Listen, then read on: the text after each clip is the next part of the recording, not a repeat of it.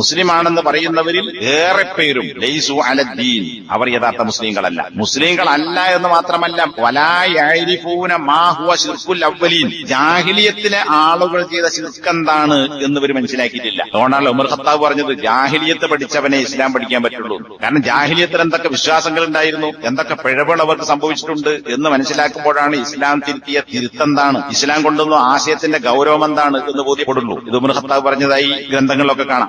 ജാഹിലിയത്തിലെ ആളുകൾ അവരുടെ ശിർക്ക് എന്താണ് എന്ന് ഇവർക്ക് മനസ്സിലായില്ല. അത് മനസ്സിലായിരുന്നുവെങ്കിൽ മരിച്ച ആളുകളോട് ദുആ ചെയ്യൂല. കാരണം ജാഹിലിയത്തിൽ അങ്ങനെയുള്ള ആളുകളുണ്ട്, ഭൂരിഭാഗം അങ്ങനത്തെ ആൾക്കാരാണ് മരിച്ച ആളുകളോട് ദുആ ചെയ്തവർ. അത് ശിർക്കാണെന്നാ ഖുർആൻ പറഞ്ഞത്. അപ്പൊ അത് മനസ്സിലാക്കിയ ആൾ ഒരിക്കലും ഈ ആധുനിക കാലഘട്ടത്തിൽ അല്ലെങ്കിൽ നബിക്ക് ശേഷമുള്ള ആളുകൾ ആരും മരിച്ചവരോട് ദുആ ചെയ്യില്ല. ഫലൗ അറഫ അഹദുഹും ശിർക്കൽ അവ്വലീൻ വശിർക അഹ്ലി ഹാദ സമാൻ, ജാഹിലിയത്തിലെ ആളുകൾ ചെയ്ത ശിർക്കും ഇക്കാലഘട്ടത്തിലെ മനുഷ്യന്മാർ ചെയ്തുകൊണ്ടിരിക്കുന്ന ശിർക്കും രണ്ടും മനസ്സിലാക്കുന്ന ആരെങ്കിലും ഉണ്ടെങ്കിൽ ലവജദഹു ഹുവ ഹുവ, ഇതുതന്നെയാണ് അത് എന്നവന് മനസ്സിലാകുമായിരുന്നു. എന്നാൽ ജാഹിലിയത്തിൽ ആളുകൾ ചെയ്ത ശിർക്കും ഇന്നത്തെ കാലഘട്ടത്തിൽ മുസ്ലിങ്ങൾ എന്ന് പറയുന്ന ആളുകൾ ചെയ്തുകൊണ്ടിരിക്കുന്ന ശിർക്കും രണ്ടും പരിശോധിച്ച് ഒരുത്തൻ ഖുർആന്റെ അടിസ്ഥാനത്തിൽ വിലയിരുത്തിയാൽ, തെളിവിന്റെ അടിസ്ഥാനത്തിൽ മനസ്സിലാക്കി ഒരുത്തൻ പറയും ഹുവ ഹുവ, ഇന്നത്തെ മുസ്ലിങ്ങൾ എന്ന് പറയുന്ന ആളുകൾ ചെയ്ത ശിർക്ക് അതുതന്നെയാണ്, ജാഹിലിയത്തിലെ അറബികൾ ചെയ്ത അതേ ശിർക്കാണ് ഇന്നത്തെ ആളുകളും ചെയ്തുകൊണ്ടിരിക്കുന്നത്.